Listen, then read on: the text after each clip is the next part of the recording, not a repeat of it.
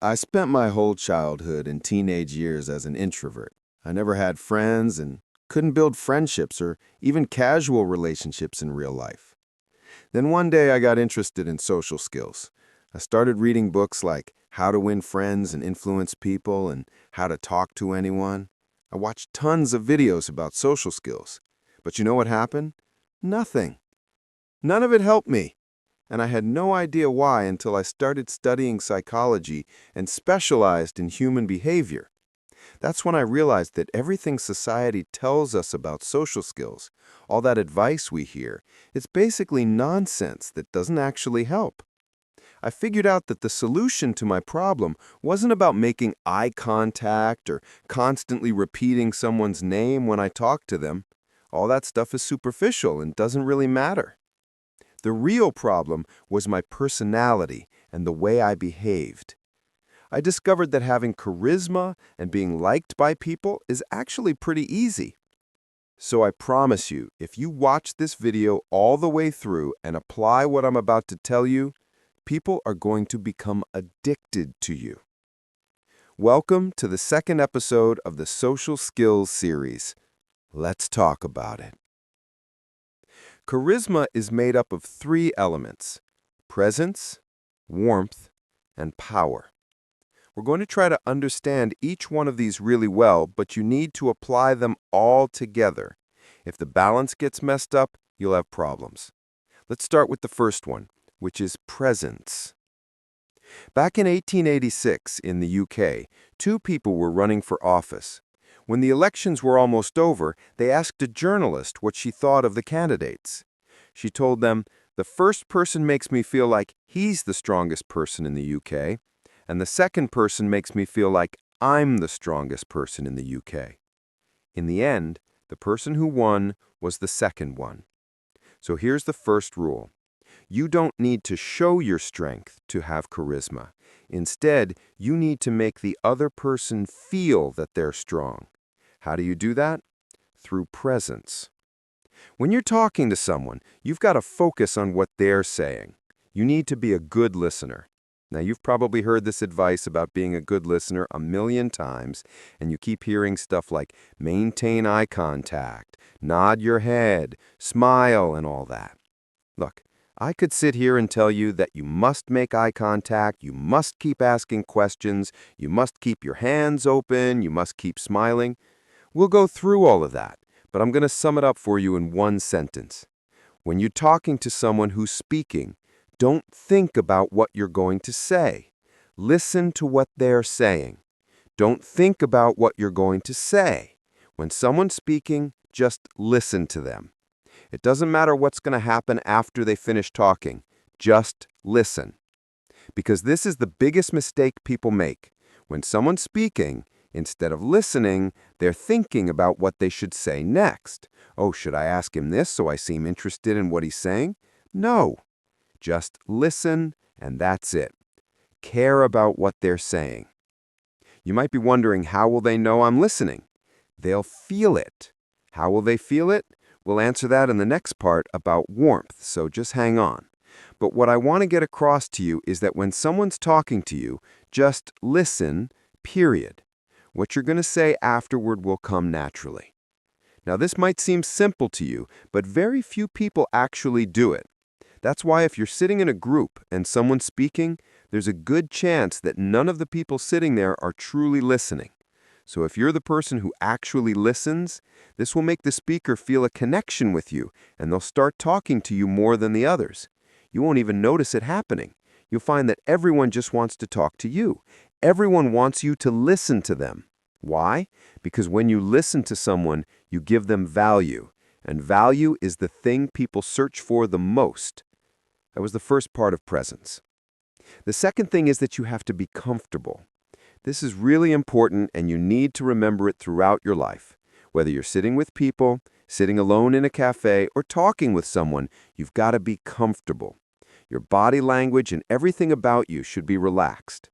Again, the other person will unconsciously sense whether you're comfortable or not. If you're not comfortable, it gives them the impression that you don't want to be with them. How do you be comfortable? Quite simply, be at ease. Be spontaneous. I don't need to tell you to sit up straight, open your legs, open your hands, laugh out loud. That stuff's not important. If you can convince yourself to be comfortable from the inside, that's what matters. What does it mean to be comfortable in the first place? Suppose you're sitting there and you feel a sneeze coming. If you feel shy and think, "I'll try to hold it in," then you're not comfortable. You need to be spontaneous. Understand that you have the right to be yourself as long as you're not hurting anyone else. So if you feel a sneeze coming, it doesn't matter who's next to you, whether it's a guy, a girl, your boss, people you don't know. Just let it out. Sneeze with all your might, and no one's going to care. And even if they do, what's the problem? This is charisma.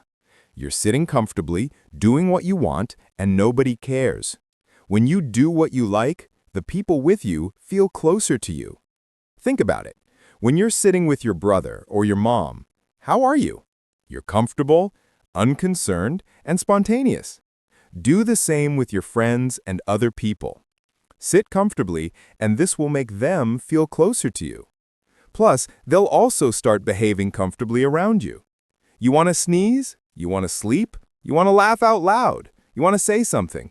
Do what you want, just don't hurt anyone. And that's it. That was presence, plain and simple. You relax to make others relax with you, and you listen to the other person. Now let's move on to the second element of charisma, which is called warmth. We're talking about kindness, gentleness, affection, love. So listen to me carefully on this because it's important. Being kind and compassionate doesn't mean you keep praising others and do whatever they ask you to do. Why? Because if you're being nice just to have charisma and be liked, that's called being fake. That's why people don't actually like someone who's overly nice, because they often don't act naturally and they're being hypocritical. So how do you apply the second element of charisma? First, you have to understand that we humans don't communicate through words alone. Only 7% of the communication process depends on words, and 93% depends on body language, feelings, and emotions. For example, one day you talk to someone who's speaking normally and sitting normally, but they just didn't touch your heart, and you didn't know why. The reason is in their feelings, in their emotions. Like, let's say you don't like doctors. If one day you talk to a doctor, even though you don't show them this dislike and you speak normally, that energy coming from you, they're going to feel it and they won't like it. You won't touch their heart. This happens without them even knowing why. They'll just say, "I didn't like that person." And the reason is that you didn't want them there. Your feelings and emotions play a huge role in whether that other person's going to want to be around you or not. So when you come to talk to someone, always assume that they're a good person. Look at their good qualities. But listen carefully. If this person is someone you already know and you know they're not a good person, that's another story. Why would you want to impress someone you don't like in the first place? But when you meet someone for the first time or talk to one of your friends, feel admiration for that person inside yourself. Be enthusiastic about talking with them. Feel that you want to listen to them. This inner feeling will come out of you without you even realizing it, and it'll reach them. You'll touch their heart without them knowing why, and they'll touch yours too. Because as humans, we share feelings. If you're comfortable talking to someone, they'll feel comfortable too. If you're angry, they'll get tense. If you want to be with them, they'll want to be with you too. The important thing is to always look at the person as a good person. Of course, within limits. I'm not saying trust them completely or anything like that. Just expect that the person is good. That was the first point about warmth. The second point is the power of giving. You add value to a person's life by giving advice, but listen, you give advice, but you don't impose it. For example, you're sitting with your friends and someone says to you, "I want to rent a house." They don't ask you anything else, they just say, "I want to rent a house." And that's it. You know a website with houses for rent. What do? Don't stay silent and act uninterested. Tell them about the website you know. Give them information or advice, but don't impose your advice on them. Don't pull out your phone, go through the site and keep saying, "Look at how great these houses are," and then send them the link on WhatsApp. When you meet them again, don't ask, "Did you check that site? Did you see?" It's enough to give them the information, and that's it. If they ask you or say, "Send me the link," then you send it to them, but don't follow up with them. The important thing is to give something to your friends and the people around you. If you know something, don't stay silent. Share information. Giving is a beautiful thing, but in the right way. And I've told you how. You give advice, but you don't impose it. The third point about warmth is acceptance, understanding, and honesty, plus doing all this in a positive way. You're talking to someone and they say, "I like football. Do you like it?" And let's suppose you don't like football. Don't say, "I also like football," just to seem agreeable with them, because one day they'll find out you're lying.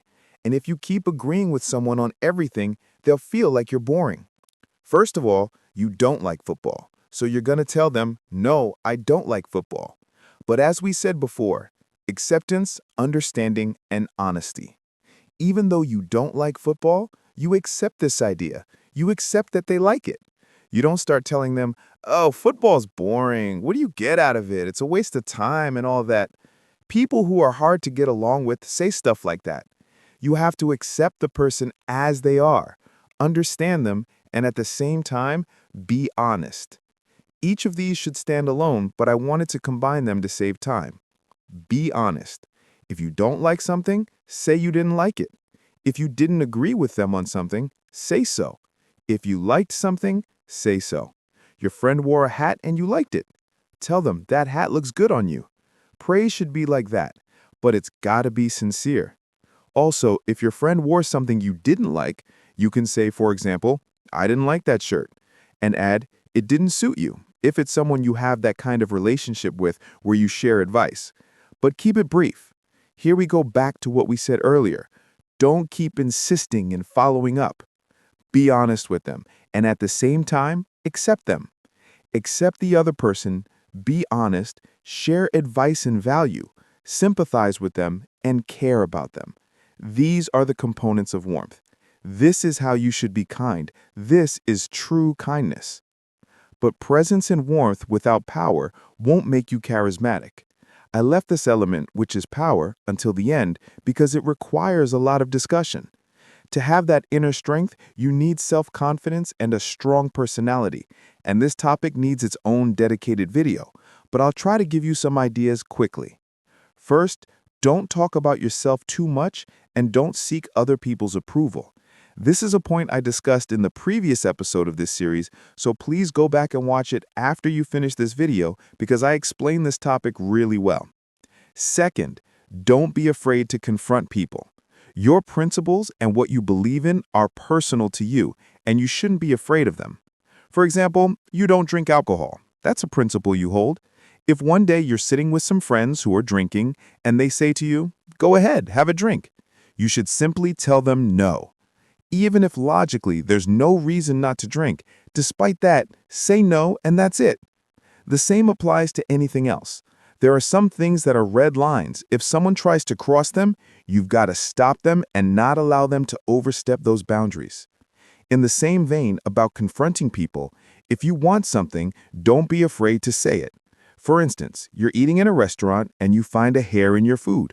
You can get up and tell them about it, and you don't have to pay for that meal. Our third point is strong body language. Look, body language has a huge connection with your mindset. If you feel strong mentally and internally, this will show in your body language. And if you can't feel the strength, you can adopt strong body language, and this will affect you psychologically. I'm not going to tell you to stand in a certain way, open your hands, lift your leg. What I'll say is, be comfortable.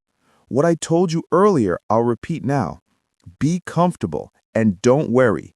Do what you want. When you're comfortable and you let your hands and legs move freely, this will affect you internally and you'll feel strong. Imagine yourself as the strongest person in the place you're in.